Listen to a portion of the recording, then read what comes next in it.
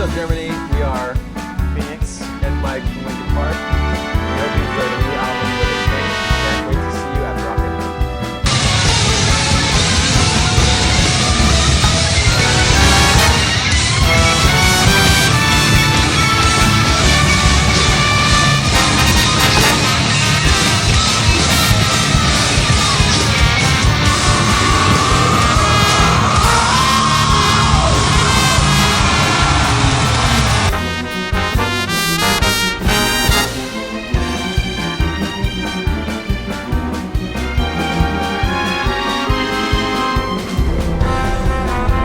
JCB मी घरीच बनवली स्वतः वेल्डिंग मशीन आणलं परत कलरिंग पण घरीच केली मी सगळं.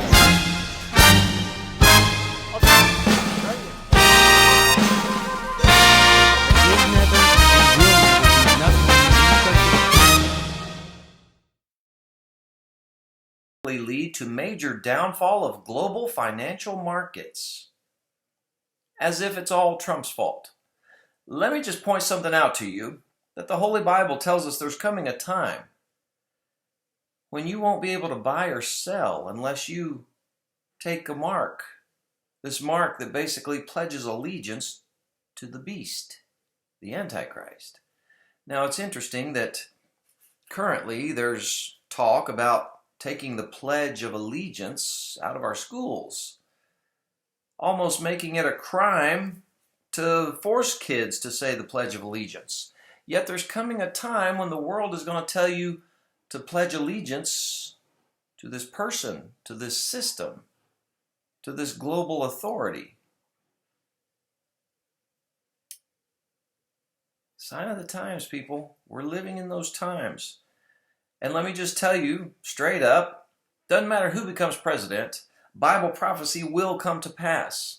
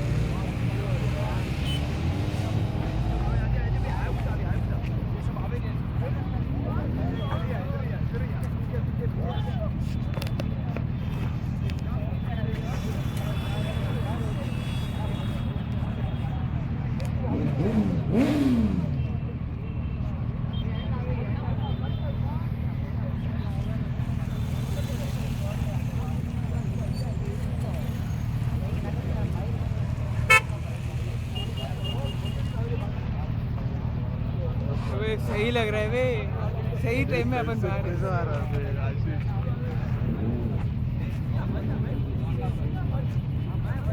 ये कहाँ से आया ओ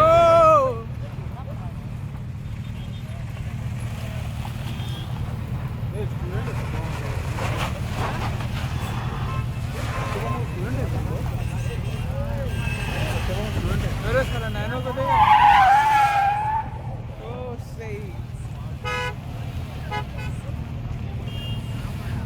37% less than their predecessors and are 75% more energy efficient. They can be adjusted according to the amount of sunlight that enters the stadium and can change color temperature during different events. Another set of LED lights shine upward to the roof and can change colors, giving the stadium a truly contemporary look designed by the architects. From the field, the concourses, to the accent lights, everything is LED. This whole stadium is an LED lighted system, so it's going to save both our energy level and also it's going to, I guess they want to change the light bulb for 30 years. Of course, no modern stadium would be complete without a couple of huge scoreboards showing images better than your big screen at home ever will, and speakers as large as school buses to make sure you're totally immersed in the action. All of this was made possible by 3 electrical services that are 12,000 amps and almost 14 kilovolts each, equating to 18 billion watts of power. That's enough for 165,000 homes. Handling the installation and connecting everything together with more than 2 miles of cable trays, the skilled men and women of the Powering America. Okay, so this is just to confirm that I'm here trying to make a mortgage payment in cash. I have $1,380 sitting in front of me for a $1,371 mortgage payment, and Bank of America is rejecting a cash payment of my mortgage. Sir. Here in Lakeport, California. Is that correct? So you need to turn that off. Is that correct? You need to turn that off, sir. This is what I've just been told. Bank of America has just refused to accept my mortgage payment in cash and is insisting on a kind of a wire transfer. Apparently, in America, cash does not pay the mortgage anymore, is what I'm being told today in Kelsey.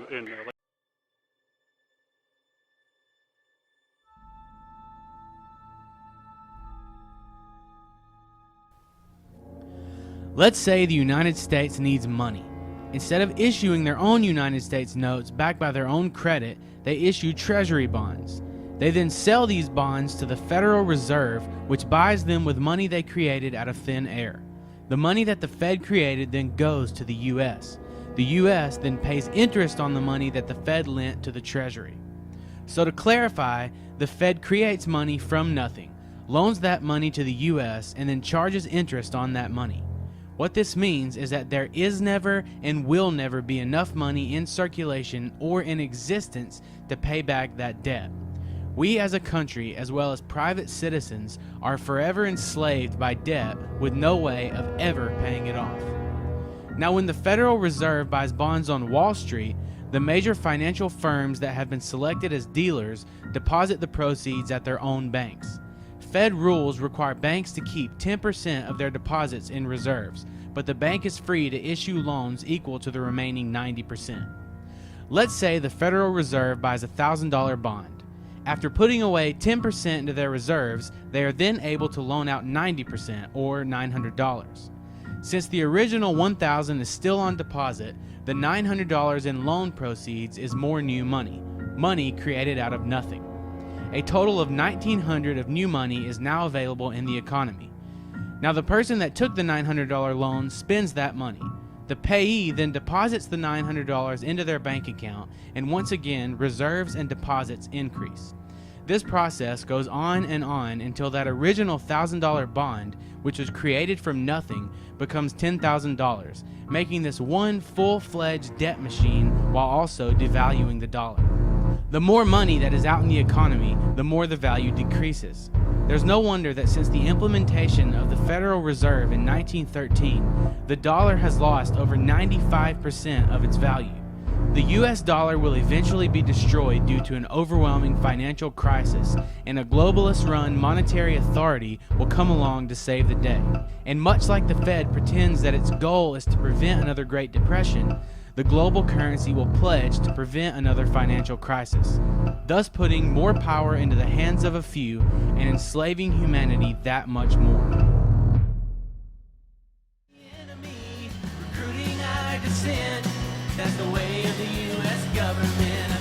Just like Benjamin Franklin said, if you sacrifice your liberty for security, then you're a patriot. Or something like that.